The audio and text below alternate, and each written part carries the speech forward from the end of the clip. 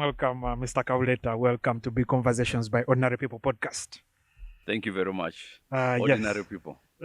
Yeah. We appreciate we appreciate when extraordinary among us. No. Ordinary people like us. I see. Well, yeah, thank you. We don't take this for granted, definitely. We appreciate that you accepted to do this. So the structure usual of the conversation is we try to talk about a big conversation, but we also care about knowing who you are. So the last part of the conversation will be Kabuleta the person. Yeah. So just to let you know how we structure this generally. Yes. And one of the other things that I wanted to talk about was your message during the campaign, right? Financial liberation, right? And I thought maybe this would be a good place for you to and I know there is no more campaign, but I'm sure this wasn't because of the campaign. You sort of have this as either philosophy or sort of what you feel like. I wanted you to first enlighten us on what that is and, what are the things. We want to have a discussion basically about what you meant there by financial liberation. Financial liberation, basically, because the biggest problem in Uganda is poverty. You know that. That is true. And I believe that Uganda does not need, the Ugandans don't need to be poor. But the reason we are poor is because there are certain people who grew up very poor and have gotten into wealth, and they believe they have to eat everything. Like a kid who you taken off the street and you put him somewhere in a restaurant and he has to eat every food, and he's just jumping on everything, even beyond his capacity to consume. That's what we have right now. Every business is being, invaded by the same people, and they are greedy beyond question. And there is enough to go around. There is enough for Ugandans to be rich. But because these people grew up in extreme poverty, and they came with a certain mindset, they believe that their wealth can only be measured in terms of how, in contrast, not in how much. You know people who, even if he has 100 million, he will not be happy if you have 5 million. He will look at your 5 million and say, why do you have that 5 million? Yet he has 100. There are people like that. This is how our leaders are. He's not looking at what he has. It's not enough that he has a lot. It's not enough that he has a lot. He also wants you to have nothing. That's when his a lot feels important. If his a lot is accompanied with some little of yours, he looks at yours and says, but why do you have that? So now this is the thing with it. And now the thing with Uganda is that we are a rich country. A really rich country. Blessed by God beyond question. And there is absolutely no need for Ugandans to be in the sort of poverty that we've experienced in these years. But because our leaders approach everything with that greed mentality, every business that comes up from which other people can benefit, they will jump on it at once.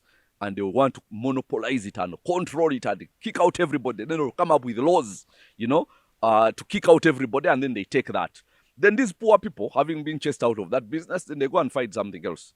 I'll give you an example. There was a time, sports betting came here. Started small, until people realized, until they saw the volumes of money that are going through that thing. Then suddenly they came for it. Now they took it all up. The people who started it have been thrown on the street to go and kuia something else.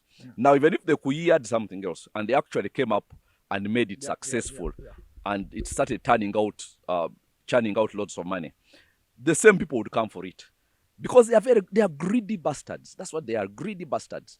And there is no need for them. Is it greed or insecurity? Some people would argue that a country that has many wealthy people becomes very multipolar and becomes very hard to govern. Like America? Yeah, America. Let me tell you, a country that has many poor people who have nothing to lose becomes very difficult to govern. That's what happened with Sudan. Everybody has got to have something to lose. I'll tell you this.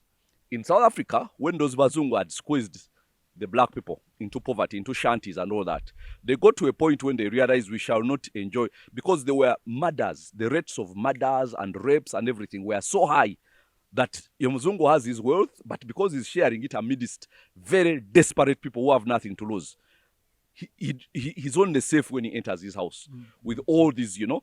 Now, when you're a rich person and you're surrounded by poor people, you can never be safe. So the only security you have is your neighbor has something to lose, everybody there has something to lose.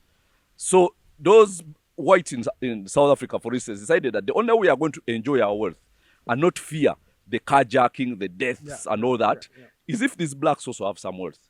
So they removed that thing, and somehow, now you see, it might still be there a bit, but it's diminished. It's reduced. That's why the crime rates, people were so scared of the World Cup in 2010. The crime rates in South Africa, there was hardly any crime, because they made everybody be in a position where you have something to lose. If you are chasing some degree, some masters, someone, but imagine somebody who wakes up in the morning and he has nothing to lose. That is the kind of person who can do anything. But if you're pursuing something, you're not going to go and involve yourself in something that might jeopardize your life. Okay. Now, the most difficult countries to govern are those like Uganda right now, where there are millions and millions of people who are so hungry, so angry, and they have no hope. They are completely hopeless. That is a big problem.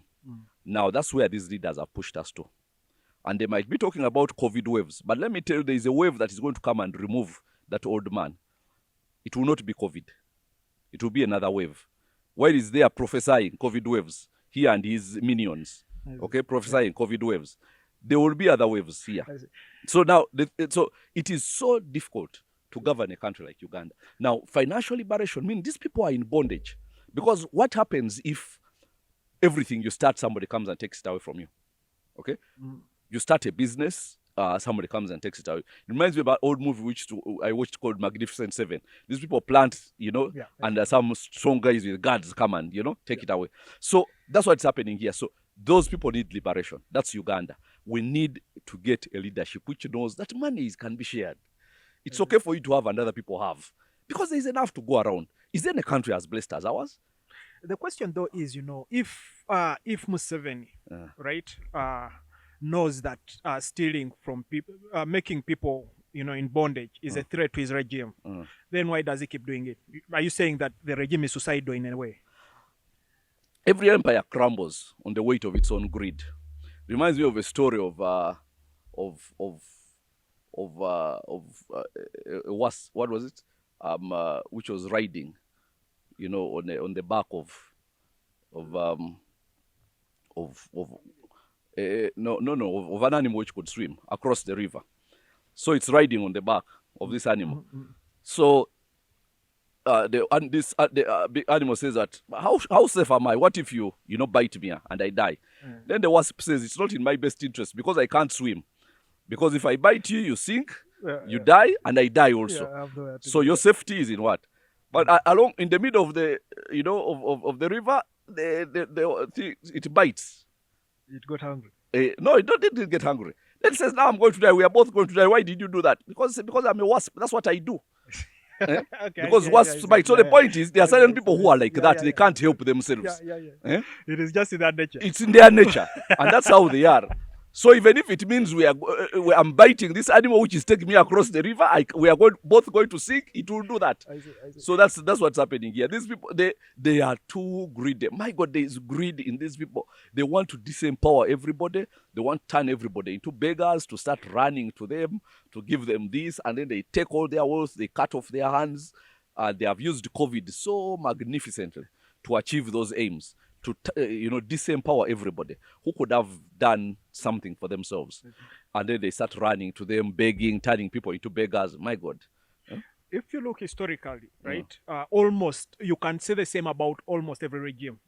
Well, apart from those small regimes that happened before 1980, right? But you can say the same about almost every regime, every government of Uganda, right? That they start off as liberators, and then they start to feel like they need to take everything. You say the same for Idi Amin, you say the same for Obote, you say the same now for Museveni.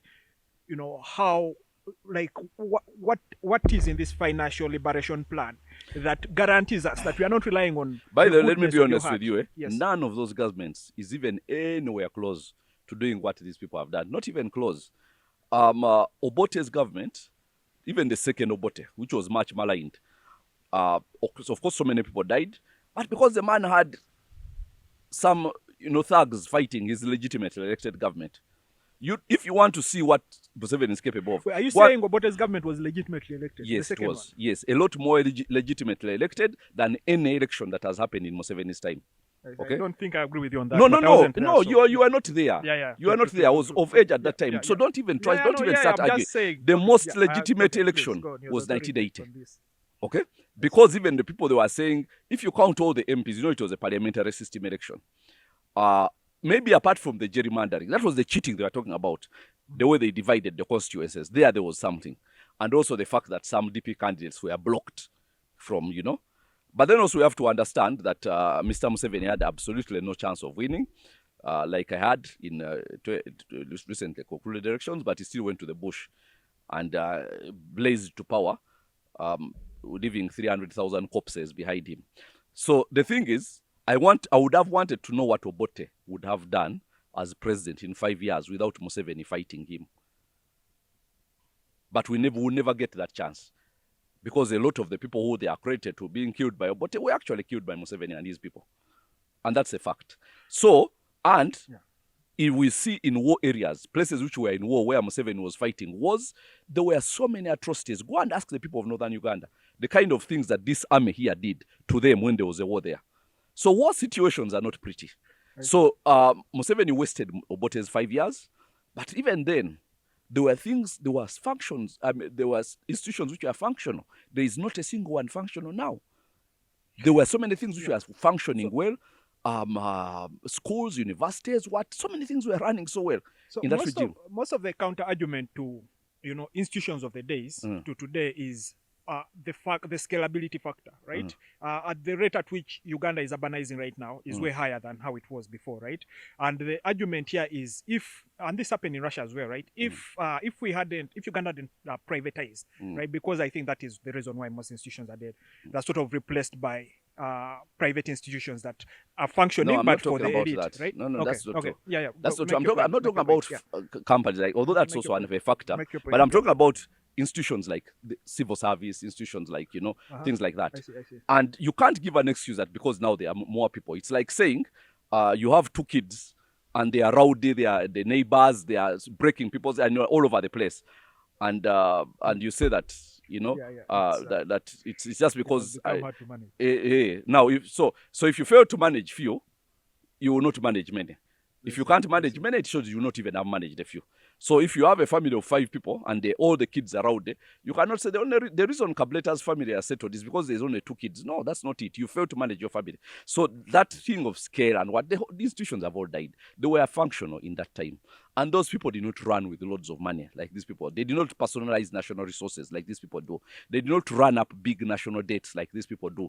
We had the positive balance of trade up to when Museveni took over. It actually lasted until 1989, which means the number of the goods which we were exporting were more than the goods which we were importing.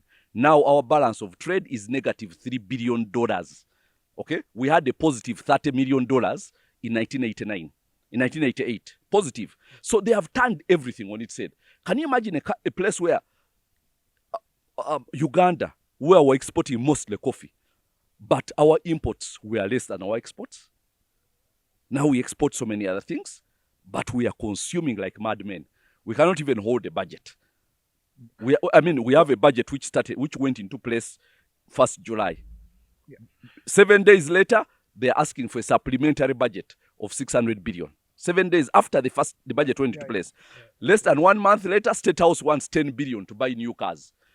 Right. When the budget has you can't even budget. It's like taking your kid to school and giving him pocket money to last 1 month until the next visitation's end. And the next day, the guy calls you and says, I have no money. That's how Uganda is being. It's total madness. It's absolute madness. From the numbers, though, provided by the World Bank, since 1996, the economy of Uganda has grown, right? And I think since 1962, the Ugandans that have been risen from extreme poverty in Uganda you know, if you rather 86, you know, if you compare 86 and today, you know, it is growing gradually. That's the word I think. Those are the numbers from World Bank, unless you're saying World Bank is also an authority for you. No. World Bank is not comparing with other things, because I'll give you an example. If a snail started here walking towards Masaka, in the general direction of Masaka, it's making progress, right? So it's making progress. So we should be happy. The snail is going to Masaka. So you're saying it's just not good enough. There is progress, but it's just not good enough. That's what you're saying. Or if somebody is, if a child is let's say 4 feet tall at 8 years, okay, and when he gets to 18, he's 4.5 feet tall. He has made progress, hasn't he? But he's stunted. I see. He's stunted. That's stunted growth, because growth has got to be considered against what is normal. I see. So now, okay. Yes, because now at 4 feet at 8 years, that's okay. I see. That's normal growth. But you expect him to be growing at a certain rate. So if in all the 10 years after that, he has only added half a foot, then he started. So now in Uganda, I'll give you, say 96, even if you meant 86. 86. In 1996, our GDP was bigger than Tanzania's. In 1996. Actually, it went on all the way up to about 1999, when our GDP was level with Tanzania's. Now, our GDP is half of Tanzania's. Tanzania has doubled us. It came from behind us, equaled us, and doubled us in that period. But we are progressing, according to some of you people. So you see, progress is matched against what is normal. Because every country has got to progress one way or another, because certain things are coming out. But at what rate? I agree. The other thing is what? Again, if you look at the global position of Uganda, for example, right? The global pressures. If you look at, I read, I keep forgetting this author, the Messi, a good mess. What's such a good mess? It's she's an American writer called Helen, who wrote about Uganda's role for raising militia to fight American wars, basically, right? So if you look at Uganda from this global perspective, right, a former colony, you know, that in order for it to maintain, to play in the global politics, it has to offer something, right? Otherwise, you know, it stands a chance of, you know, having what we had consistently of governments coming and governments getting toppled with violence, right? In order for it to have the kind of stability that we have, the government had to make compromises. You know, we cannot grow at a pace that we want to grow at, but in return, what we give you is we offer something to the powers that be. You know, say we offer the Americans, our imperial masters, we offer them militia. In the end, they provide us with peace. They help us, because most of, I think, this again, the book I think implies that most of the grassroots mobilization that happens, it's the CIA that actually, the intelligence from CIA that counters them, right? So the question here would be, isn't it a safer bet from Museveni to say, you know, I'm sacrificing extreme progress for the kind of stability and peace that the country would need today? You know, the thing is, you know, there's something in the Bible which says you measure yourselves against yourselves and compare yourselves to yourselves, and in that you are not wise. And it's actually trying to say in that you're fools. I see, but it uses the better language of you're not wise. Every time you're compare yourself to other people. When America needed militia to go and fight in Somalia, is it Uganda that went on there? No, there were other countries that went. And those included Kenya. But in the meantime, wasn't Kenya progressing? Why is Uganda fighting wars? Doesn't Kenya have the same problems you have? No, they are progressing. They are 3 times GDP than ours, and they are growing faster. And their balance of trade with us is embarrassing. Over $1.1 billion in favor of them. We export almost very few things to them, like $150 million, and we import like 1.2, 1.3. So it is absolutely embarrassing. So we are like that kid brother who never went to school in East Africa. You know, that kid who refused to go to school, reached P6 and decided to go and start smoking in Jai. That's what Uganda is in the East African context. Even Rwanda, who came from behind, are performing better in terms of indices, the rate at which they are growing, although they are still behind us as an economy. But at the rate we are going, they will soon catch up they will soon do a Tanzania on us. Okay? Catch up and even overtake. So these are the problems we have as a country. We are comparing ourselves with ourselves. And because so many of you people were raised in this Museveni's regime, you don't know anything different. Now, I was a bit of understanding when Museveni took over, and I saw a bit of order. Although there was a lot of chaos because Museveni was fighting to become president. But he pulled a trick on us. He took away peace and then brought peace, and we celebrated him. But the reason there was no peace is because of him. Okay. But the truth is, Kenya has been doing those things, but they are progressing as a nation. Look at the infrastructure they've done. In the 10 years of Kibaki, Kenya have done massive infrastructure, even in the city. Now you go to Nairobi and you really look like that, like that cousin who stopped in P6 and went to Njai, visiting his rich brother's house. That's how it looks. Yeah. You go to Tanzania, the 5 years of Magufuli, incredible progress. And I went there, I was in disbelief, because I used to go to Tanzania previously before. So I said, let me go and see. I went there after our elections here. Not at the time when Magufuli had disappeared. He actually was reported sick when I was there. And I saw the progress they had done in 5 years. By the way, you will hate Uganda if you compare yourself to other countries. But you see, because we be here, we compare ourselves with ourselves. Kati wano chali chibira, kati bazimbyewo nyumba. So we are progressing. And you be there in like so it's not wise. We are a country. We are surrounded by other countries. Go even to Rwanda and see the progress that has been made there. Okay, in this period. And they are being ruled by leaders who love their country. We are being ruled by leaders who don't love Uganda, because they are decimating it, they are destroying it. They are like bad tenants whom you put in your house and they will pull down the cisterns and everything and the tanks and everything. They are cutting down forests to plant sugarcane. They are doing, like, it is so bad. The things that these people are doing to this country, it is so sad, it is so bad. And now they are here telling people about environment. Do you know what they've done to Bugoma Forest? I was there recently. It is shocking. Absolutely, they are cutting down trees which have been there more than 100 years to plant sugarcane. Are you kidding me? You can plant sugarcane anywhere. They destroyed Mabida for sugarcane. They destroyed, Butamira in Busoga for sugarcane. Now they've gone for Bugoma in Bunyoro and Toro for sugarcane. After that, they are going to Barifa until there will be no forests in Uganda. Then they'll start saying climate change, don't build in whatever, in swamps. But the biggest issue, you're cutting down trees which are habitats for one of the most diverse bird species in the world, in that Bugoma forest. There. And you're cutting down those trees. And do you know birding, these things of Bazungu coming and taking pictures, do you know it's a $32 billion industry? And Uganda has 11% of the bird species in the world. We can make a lot of money from that. Just birds. If we marketed the birds alone, if we are not stupid and we are cutting trees, just marketing the birds, imagine we could make in excess of $3 billion. There's nothing. There's no one single thing that brings us $3 billion in Uganda. Our entire budget is just over 10, 11 million, 12 billion. The entirety of our budget. We could make just $3 billion by just marketing our bird species. And we are cutting down the forests. The money we get from cherry is half of that. The money we get from gold is half of that. The money we are going to get from oil will not, but we could get that money from just people coming and taking pictures of what? Of birds. You have to hate Uganda to rule the way these people have ruled it.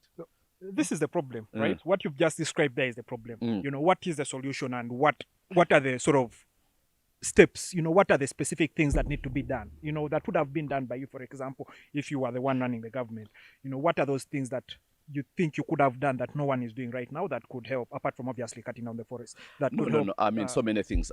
Financial liberation. That means we have ability to make wealth from a number of things, diverse things. Let me tell you, there is no country around us that has the agricultural potential that we have. The soils that we have, 85% of our soils are able to plant something in Uganda. But people planting on the soil. And people planting on the soil? Half of the country, half of East Africa's arable land, but we are importing foodstuffs from Kenya and from Tanzania. Okay? Yet we have half of East Africa's arable land. Imagine 49.7%, almost 50% of East Africa's arable land. Kenya, Tanzania, Rwanda, and Burundi share the other half. But we're importing things from them. Do you know what they call that? Stupidity. Then we have, nobody is blessed as us. They have one season, we have 2 seasons. By the way, in this 2019, the lockdown, 2020, the lockdown year, we had as many as 3 seasons. There are people who planted maize and harvested 3 times in 1 year. That only in Uganda. only in Uganda. Yes. That's how blessed we are. Then we are blessed also with, I mean, the tourism potential that we have. If you know how big the tourism industry is in Kenya, and how big the tour companies are, and how much money they make from tourism, to the point that in 2007, when they were fighting, remember after that disputed election, when the tourists stopped coming, the economy suffered. Kibaki's daughter had to go with Ryder to the biggest tourism expo in Europe, that time in Germany. And they went there to just send the message that we have stopped fighting, please come. Because they lose a lot of money, okay? Because they lose money when the hotels are at half capacity and what, because tourists are not coming. We have bigger tourism potential than they do. Tanzania went and did something small. They went and put that airport at KILIMANJARO, you know, that small airport, and made it international airport. Just because of that, they make $300 million a year from just KILIMANJARO mountain only. People climbing, $300 million every year. This is money that, I'll tell you, I'll give you in comparison to Uganda. We have a better mountain for climbers in RWENZORI.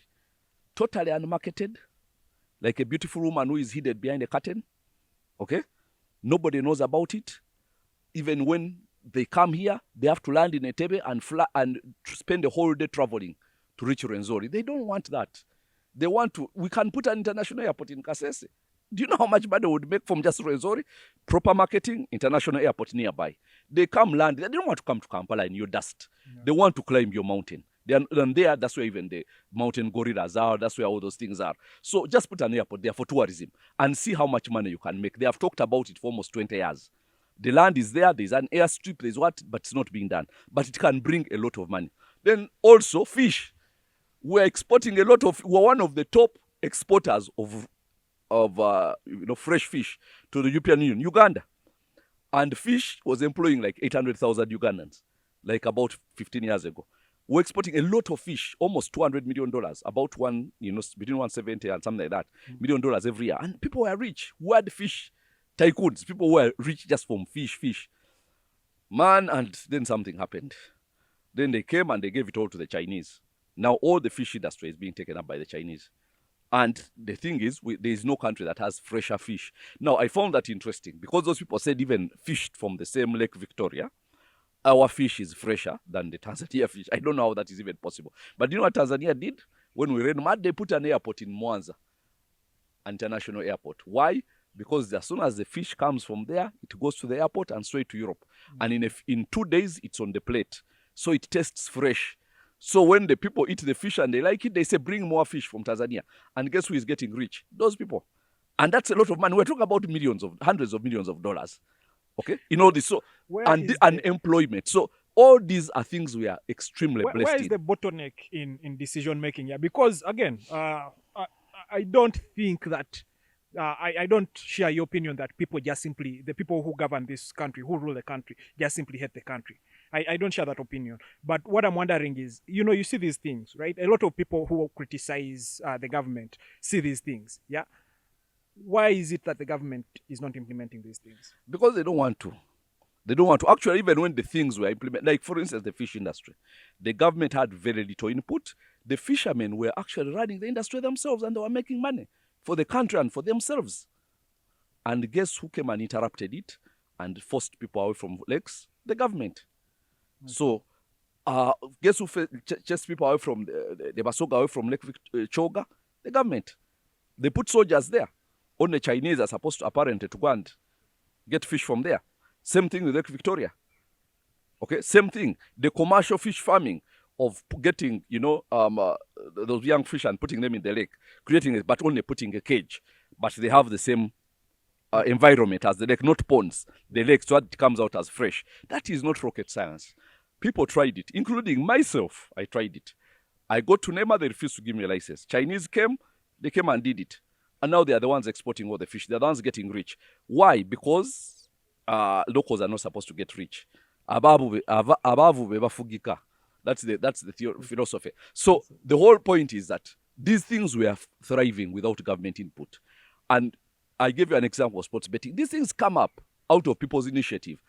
Even the things of exporting labor remember Iraq, those soldiers. It came up, it was personal initiative. But as soon as these greedy people realized there was money there, they saw the amount of money coming, they come and take over. Now they are selling slaves. It's more a slave trade. 500 girls every day. I was reading a story where somebody, the Minister of Internal Affairs, was saying about 500 girls go every day. That time it was men going to do security work and they were getting money. And it was not slave labor. They are getting good salaries. Some of them worked there for a year and a half, and came back and had enough money to start businesses. But as soon as these people saw the volumes of money, they ran there and said this money also has to come to us. That's the problem with being governed by people who grow up in extreme poverty, because they are too greedy. Now, if people go and you start your own initiative on your own, then you make it work. They will look and watch and let you go through all the struggle of making it work. As soon as it starts working, they will come for you. But this is, I think, you're agreeing a lot with Museveni, because Museveni, I think, in the last State of the Nation address, he said his approach to corruption would be to hire rich people's children. So isn't that the same thing you're saying? Because the poor people now are too corrupt because they're too greedy. I mean, it's even an insult to me to say that I agree with Museveni. The only worst thing would be to slap me. Maybe I would even prefer you slap me because at least that one would go. The pain would vanish after some time. No, the thing is, like, he really was talking something very not wise. Let me be kind, since I'm talking about the head of state. What if it had been him? Well, did he grow up rich? Yeah. Would he have gotten a job? So he's actually, why he said that. My point is that these people, there are people who grow up poor, but do not have a poor man's mentality. I see. Poverty is not the absence of money. It's a mindset. So these people have a poverty mindset. Okay? I didn't grow up in a wealthy home myself, but I don't have a poverty mindset. That means I don't celebrate people's lack, or I'm not unhappy when I have something just because somebody else has it also. If I have a good car, I don't mind you having yours, the same car, as long as I have mine. You understand? Yeah. But you see, poverty mindset, he says that if I have a good car, I have to be the only one with it. Now, you know that's a poverty mindset, and that's how these rulers of ours are. But, and they don't make good leaders. Because leaders are supposed to bring people into innovation. Bring people into what? Reward people for innovation. Do you know what happens when people try doing farming? You come and invade their farms and make it difficult for them to sell things, to sell their goods. The maize farming, they tried, they destroyed it. Vanilla farming came, they destroyed it. They have gone into coffee, they destroyed. All these are things which could have made people rich. Do you know what happens? Eventually, people become despondent and they start selling their land to go and buy borders and so on.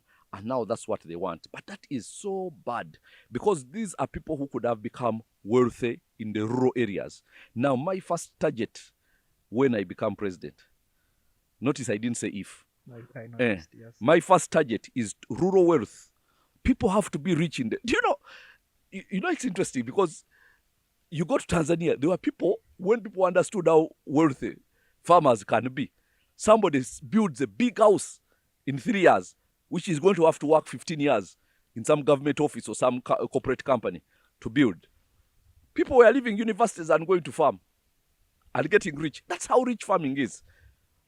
You know, the farmers in Kenya, very wealthy people, very, very, very wealthy people. But Uganda, with better soils, with better environment, with better, capabilities, better natural soils, most of which you don't even need fertilizer, with better rain patterns, somehow we are importing foodstuffs from Kenya and Tanzania. Do you imagine we even import groundnuts from Tanzania? Binyewa? Yeah, that's just a shame. It's like a shame, absolute shame. Uganda, the first thing we should never do is import anything, foodstuff. Because there, okay, we import cars, we import other things which we can't do, phones and so on. We agree those ones are beyond us for now. But at least don't import anything, foodstuff. Yeah, I know I've eaten garlic from China. No, we import millions of dollars of garlic from China. Yeah. And do you know what it takes to grow garlic in Uganda? Do you know what it takes? I don't know. Nothing. You can even plant it here, and in 4 months, you have garlic. In 4 months. 4 months. Yeah. And it does not even need a lot of, all other things. Because, insects fear what? Yeah. Garlic. For some reason, it repels. Garlic is the easiest to grow thing. But we import it from China. I mean, how stupid can we get?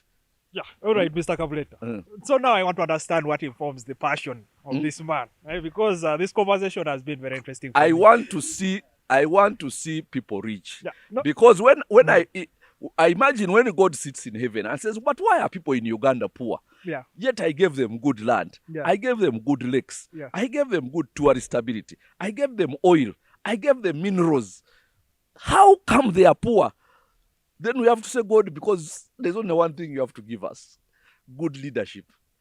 And then the puzzle is finally, I see. is complete. We complete the puzzle with good leadership. Because with all those things, with bad leadership, there will still be poverty. So the only thing lacking is good leadership.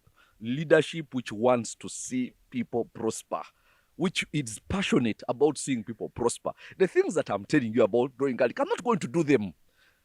But I will go and get market. All these countries they're importing garlic. Why don't you go and tell them that we can sell you garlic? We got to a point where even Kenya was considering importing maize from Mexico. How can we let Kenya import maize from Mexico? We go and tell Kenya that we shall give. Rejected our maize recently. That was a story, and there was something behind it because their maize is worse in terms of that thing that ours. But the thing is, my point is, even if they wanted us to do good maize, it just takes good drying to remove that thing. Dryers are not too expensive. You can have one in the sub-counties or counties, whatever, where people go and dry their maize. And we say Kenya never ever buy maize from anywhere else. After all, we buy so many things from you. Colgate, all these things. So in exchange, at least buy our maize. For starters, at least buy our maize. And then we prepare good maize. And do you know what that would do? It would make people rich. Would it make me rich? No. I'm not going to plant maize. I have no interest. But I want the people there to see people. All the vanilla, all the cotton, all the tea. We have people here who are being given less than 1,000 shillings for a kilo of tea. And it's being sold at 4,700 in Mombasa. And guess who is making all the money? Middlemen. And the farmers are the ones getting nothing.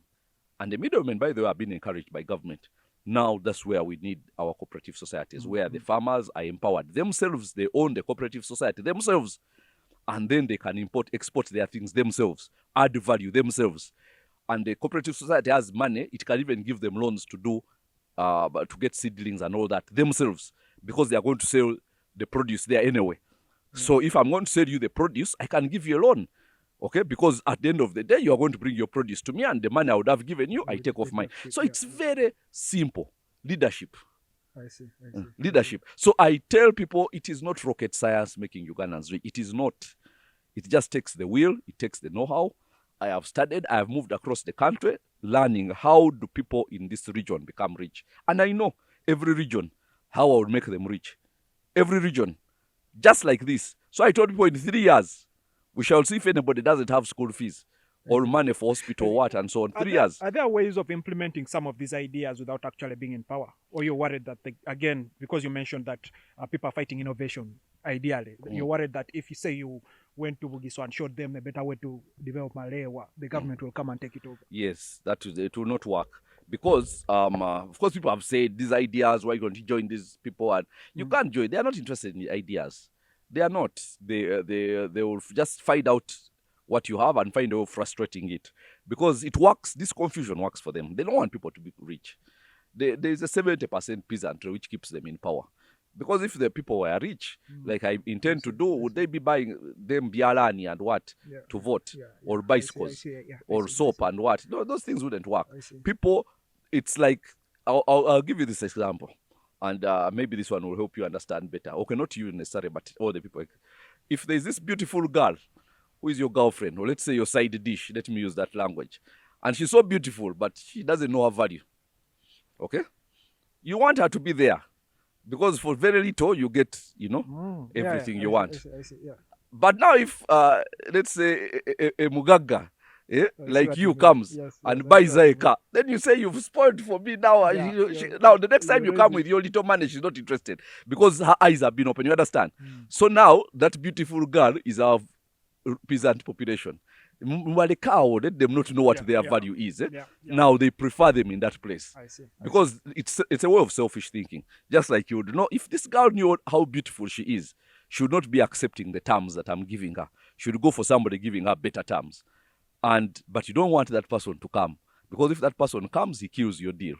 So this is what now In 5 years of Kabuleta's government, you can never have a president like Museveni who is winning by giving soap. No, the people will be rich. They say, give us your ideas. Yeah. We have our own money. We have our, ideas. So now you have, now if you, in Ghana, they refused the maize some MP was giving them. Can you imagine? Like, how do you reduce people to giving them maize? Yeah. Okay, now they need the maize, so we will applaud people who are giving it to them.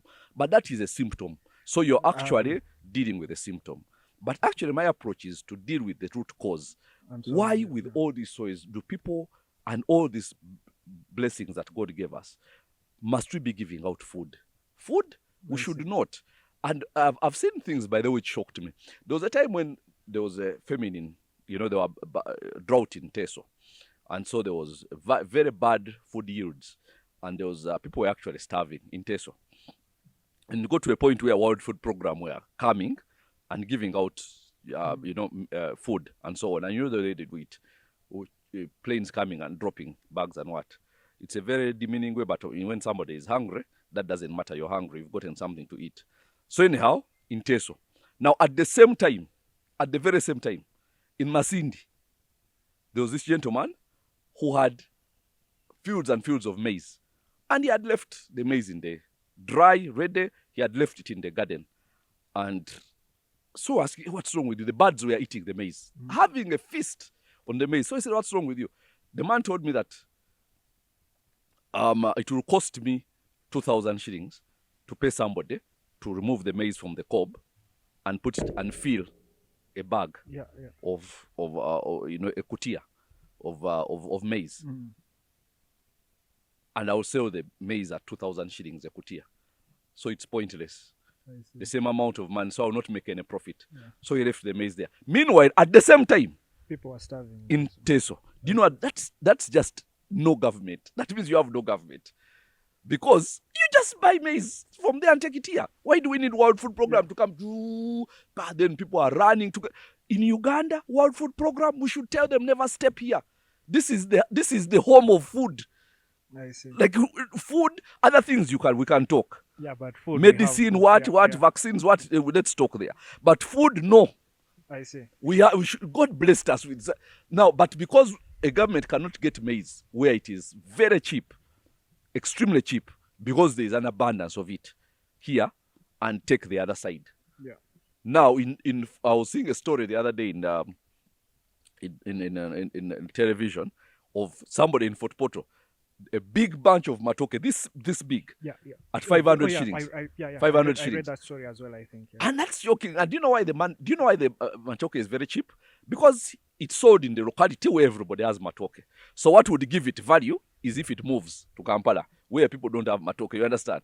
But now with lockdown, you can't move the matoke, so you have to sell it there. But the people the kind of problem that an entrepreneur solves rather than the government. Not with lockdown. Oh, I see. Okay, I see your point. Not with lockdown. Now. But then at the same time, you find people starving elsewhere. We've had the stories. Why? Organization. Yeah, Mr. Kabuleta. I think now we have to conclude. But this was quite good. Yeah, I wanted to first get sort of as short as possible, the picture of Kabuleta. Who you were in school. I know you were a journalist, you're a pastor, a presidential candidate, and probably now the anti-lockdown activist. First give us a brief of who the man is right now. No, I'm a journalist. I'm a pastor. You've said everything. What else do you want to know? Okay. What else do you want to know? And I'm a very passionate politician, passionate about people being rich. Now, if God gave me the opportunity, and I ruled Uganda for 5 years, and I see people wealthy, man, I will just go and sit somewhere and chill and enjoy very nice cappuccino and say that, now at least people are not dying of hunger. At least people are not dying of poverty. At least now they can take their children to hospital. And I will know even God will give me a reward because these people are not dying of hunger. So that's my passion. Now, and I know it is possible within that time frame. In 5 years' time. Yes, I saw what Magufuli did in 5 years because for him he prioritized infrastructure. I saw how many roads they paved. I saw how many traffic jams they solved in the city. I saw 3-story roads in Dar es Salaam, and I'm saying, 3 stories of road in Dar es Salaam. I mean, sometimes we thought we would have to travel to see this. I mean, by travel, I mean outside of the region. But the man has solved the traffic jam problem. Where there was a big traffic jam, now people just drive through, because those ones who are going this side go second floor. Those ones who are going the other side go third floor. Those ones who are local go first floor. I mean, ground floor. Can you imagine? In Tanzania. And the man prioritized it, railway transport, which I also was passionate about. He prioritized. So you just have to prioritize. My priority is making people have money in their pockets. And if I prioritize it, it will yield something big. I am absolutely sure about it. And every day I do different research. I even moved out of the country to see where we can sell some of our goods here. Like, to go and study these things, to know that now I know where I would start to negotiate. If I came here as a president, I would go to this country and tell them, why are you buying this food from France? Why don't you buy it from us? And then when they agree, we are going to buy this amount, I come and tell the people of a certain locality that now I have market for your food, now plant this. And we will buy it from you, because we found a market for it. Tell me how people will not be rich. I see. Yeah. Thank you very much. Thank you very, very much. This, this was a great conversation. This was a very good